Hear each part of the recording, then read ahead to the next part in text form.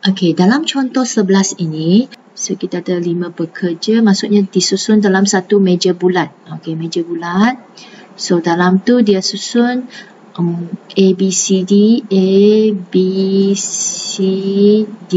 Okey, ada 5 pekerja Dan dia kata syarat dia A dengan B mesti duduk sama. So sekiranya A dengan B mesti duduk sama, jadi ini A, ini B kan. Jadi dia mesti duduk sama. Jadi kalau dia duduk sama, dia consider sebagai satu kumpulan lah. Satu tempat. Ya, kiranya satu tempat. Jadi kita ada sini 1, 2, 3, 4. Ada 4 N tolak 1 lah. 4 tolak 1 faktorial. Jadi kita akan dapat 6 lah. Ini dapat 6. Oleh kerana A dengan B dan dia sendiri ni, A dengan B ni dia boleh tukar tempat. A duduk sebelah kiri, B duduk sebelah kanan. Macam tu, boleh tukar tempat. Jadi dia ada 2 lagi cara. Okey, ataupun kita panggilnya 2 faktorial lah. Jadi kita boleh ambil jawapan 6 darab dengan 2. Jadi kita dapat 12 susunan semua sekali. Okey, sebab dia sendiri boleh tukar. Di sini ada 2 faktorial lagi lah.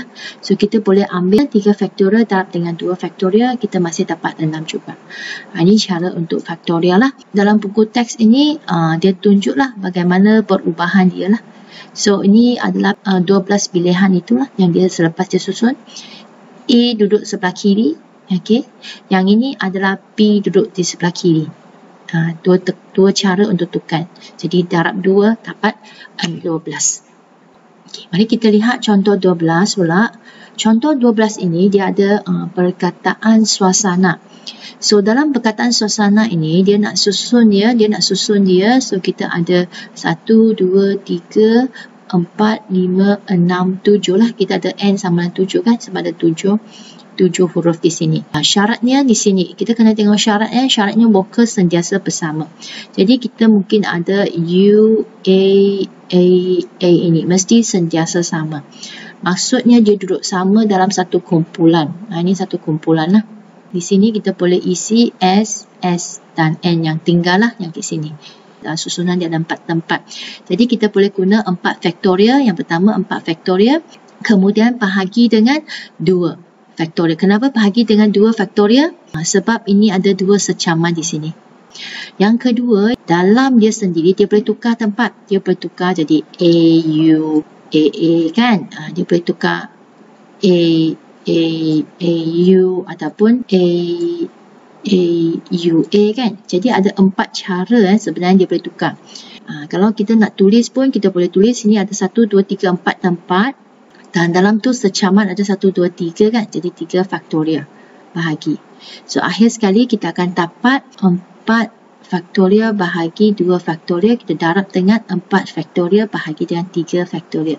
Jadi kita akan dapat 48. Kita boleh guna cara yang lain, iaitu kita boleh guna 4. Ya, di sini ada 4 cara kan. 4 cara darab dengan 4 faktorial bahagi dengan 2 faktorial. Pun dapat jawapan yang sama lah.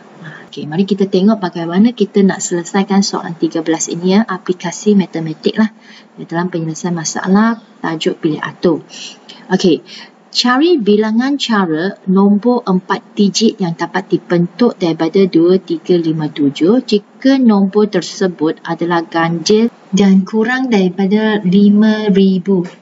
So, jika ada tempat, 1 tempat, 2 tempat, 3. Sebab dia nak 4 digit, nak susun 4 digit. Jadi, dia nak nombor ganjil kan. Nombor ganjil ni syarat dia. Syarat pertama. Syarat yang kedua, dia kurang daripada 5,000.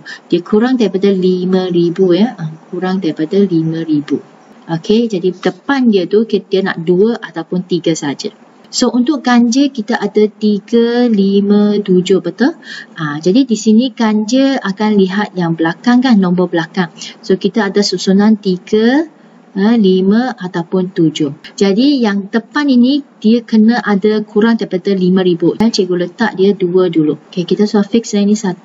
Sebab tak ada nombor lain, nombor 2 saja. Jadi, satu cara saja. Untuk belakang ini kita ada 3 pilihan. Kita boleh letak 3, letak 5, letak 7. Jadi kita ada 3 pilihan lah. So untuk tengah-tengah ni, ya, ini kita boleh letak ada 2 pilihan lagi lah. Sebab ada 4 nombor, 2 nombor sudah letak. Jadi tinggal 2 pilihan. Dan di sini tak ada pilihan lah, tinggal 1 saja. So semua sekali 1 darab 2 darab 1 darab 3. So kita akan dapat 6. Okey, ini case pertama lah. Untuk case yang kedua, cikgu letak dia sebagai 3. Kalau dia 3, maksudnya ganjil sini tak boleh ada 3 lah. Tak boleh ada 3.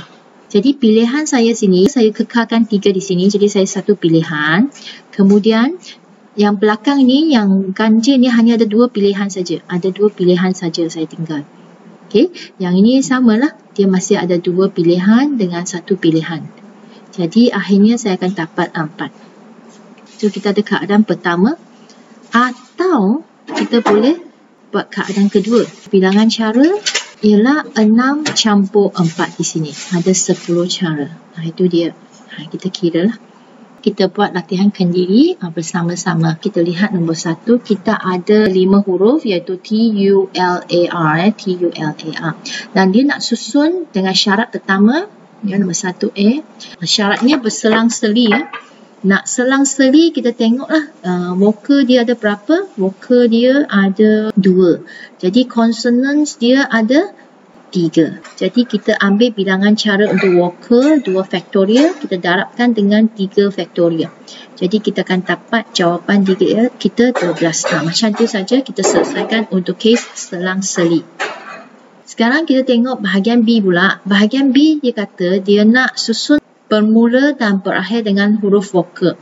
Maksudnya kita ada 5 susunan juga. Dan yang pertama ni kita mula dengan vokal. Ini kena nak vokal. Ini pun nak vokal juga. Maksudnya kita ada U dengan A lah. Ini pun U dengan A lah. So yang di sini kita masuk consonants dan consonant. Itu dia punya syarat lah. So di sini kita ada 2 kan. 2 pilihan ya untuk yang pertama ini, kotak pertama ini. Dan kotak kedua, kalau ada 2 vokal dah letak sini 1, kotak terakhir tinggal 1. Jumlah ada 5 tolak 2 dah, jadi tinggal 3 yang konsonan kan. Jadi untuk ini kita ada 3 pilihan. Untuk konsonan yang kedua kita ada 2 pilihan. Untuk konsonan ketiga kita ada 1 pilihan. So bilangan cara kita ada, kita guna betul pendarapan. Jadi kita akan dapat 12 lah. Itu caranya. Nah sekarang kita tengok C pula. Nah C kita ada huruf consonants dan vokal berada dalam kelompok yang sama. Maksudnya kita ada 2 kelompok. Ini adalah VV. Okey, ini adalah KKK. Itu maksudnya macam ni kan. So VV dan KKK. 2 kelompok yang berbeza lah. Nah di sini ada 2 faktorial kan. Untuk vokal kita ada 2 faktorial lah. Dan untuk konsonan kita pun ada 3 faktorial kan. 3 faktorial. Ini dia yang asal. Kemudian jangan lupa ini ada sebagai satu kelompok. Ini satu kelompok. Jadi dia ada 2 cara lagi ya. Dia di mana dia tukar kiri kanan itu. Dia tukar kiri kanan. Jadi ada lagi 2 cara ataupun 2 faktorial lagi lah. So kita darabkan semua ni. Kita akan dapat jawapan dia 24. So itu cara kita selesaikan soalan pertama. Kita lihat soalan kedua pula. Cari bilangan cara nombor 4 digit yang lebih daripada 2000. Kita nak nombor ya. Nombor lebih daripada 2000. Ya 4 digit. Maksudnya ada 4 kotak lah kat sini. 4 kotak. Tetapi dia pilih daripada siapa? Dia pilih daripada 0, 2, 4, 5, 6 dan 7. So N di sini ada 6 kan? Ada 6 di sini. Tanpa ulangan, tanpa berulang ya. Nombor ni tidak boleh berulang. Okey, syarat yang pertama dia nak lebih daripada 2000. Jadi saya tak boleh letak kosong kat sini. Jadi pilihan saya hanya ada 2, 4, 5, 6, 7. Jadi saya ada 5 lah kan. Kalau cikgu nak guna pilih atur, kita boleh letak 5P1. Kita 5 pilih 1. 5P1. Kita dapatlah 5 pilih 1. Sini 1, 2, 3, 4, 5. Kita nak pilih 1 masuk dalam ruangan ini. Selepas kita dah tetapkan ini, jadi di sini kita boleh letak berapa lagi? Jadi di sini kita boleh letak kosong dan 1 saya letak sini kan. Jadi campur lagi 4 nombor lah, 4 pilihan lagi kan. Campur 4 pilih lagi.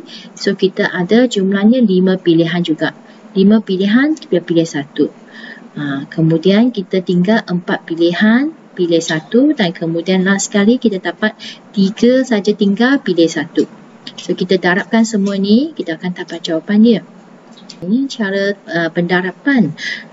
Pun boleh bentuk pendarapan di mana kita ada pilihan 1, 2, 3, 4, 5 nombor di sini kita pilih untuk yang pertama. Kemudian yang kedua kita masih kita sudah pilih 1 nombor, katakan nombor 2 kita pilih, kita masih tinggal lagi 5 nombor.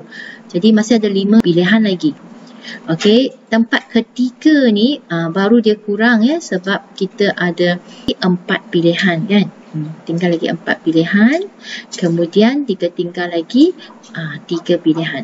So kita darabkan semua ni, kita akan dapatlah jawapan dia. Jawapan dia adalah samalah kedua-dua cara ni, 300 ya. Kita tengok soalan nombor 3. Soalan nombor 3 dia ada perkataan trigonometri ya, trigonometri ni. Jadi dalam trigonometri ni kita ada 12 lah. So n kita ada 12 ya. Ada 12, jadi cikgu boleh letakkan kotak-kotak dia ada 12 lah. Dan dia kata syaratnya di sini G adalah huruf pertama. So G mesti letak sini dan E mesti huruf terakhir lah. Nombor di tengah-tengah ini. Nombor di tengah-tengah ni kita ada berapa faktorial, ada berapa cara, 1, 2, 3, ada 10 kan. Ada 10 faktorial. Tapi jangan lupa dalam 10 faktorial ni kita ada T berulang secaman ya, 2 kali. R itu secaman 2 kali. I itu secaman 2 kali dan O itu secaman 2 kali. So kita kena tengok bilangan cara keseluruhan, kena bahagi dengan secaman dia, 2 faktorial, 2 faktorial, 2 faktorial dan 2 faktorial. Ada bilangan 4 ya, 4 huruf yang ada secaman. So kita bahagilah macam ini. Ini ikut rumus ya. Kita akan dapat 226,800. Itu jawapan dia lah. Okey, dalam soalan keempat ini kita ada sebuah keluarga yang terdiri daripada ayah, ibu dan 4 orang anak. Jadi N dia adalah 6 orang lah kan. Okey, dia mengelilingi satu meja bulat. Okey, kalau tanpa syarat, untuk A ya, tanpa syarat maksudnya dia boleh duduk bebas lah.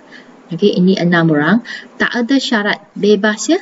Jadi kita ada N tolak 1 faktorial kan. So 6 tolak 1 faktorial. Jadi dapat 5 faktorial. Kita kirakan 5 faktorial ni dapatlah jawapannya 120 cara. Dia boleh susun lah 120 cara duduk bebas. Tak ada syarat. Okey, untuk B pula, B ada syarat lah. Ada syarat di mana dia kata dia punya ibu bapa ya, ayah dengan mak dia nak duduk sama. Jadi katakan kita duduk macam case tadi A, B tu lah yang duduk sama ya. So ini case ibu bapa, ini ayah, ini ibu. Dia duduk sama lah, sebelah, bersebelahan. Kita akan pertimbangkan ini sebagai satu tempat lah. Satu tempat, 2, 3, 4, 5. Jadi ada 5, so 5 tolak 1 faktorial. Mula-mula kita ada macam ni lah, 4 faktorial. Tetapi jangan lupa, ayah dengan ibu di sini, dia boleh tukar, saling tukar antara satu sama lain. Jadi dia boleh tukar lah antara satu sama lain. So di sini ada 2 faktorial ke sini lah, ataupun 2 cara lah. So di sini akhirnya kita akan dapat 4 faktorial ni kena darab dengan 2 faktorial. Jadi jawapan dia 48.